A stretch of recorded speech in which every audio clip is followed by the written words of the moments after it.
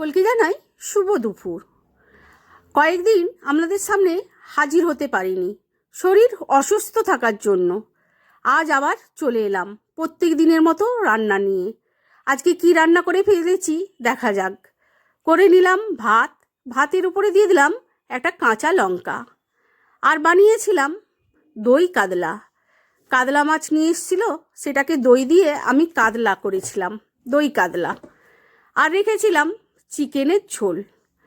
চিকেনের ঝোলটাকে আমি পাতলা করে বানিয়েছিলাম। আজকে একটু বেশি করেই চিকেন নিয়ে এসেছিল।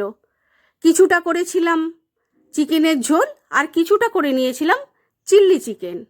ক্যাপসিকাম দিয়ে, পেঁয়াজ দিয়ে, সস দিয়ে চিল্লি চিকেন বানিয়ে নিয়েছিলাম। আর সাথে ছিল কুলের চাটনি।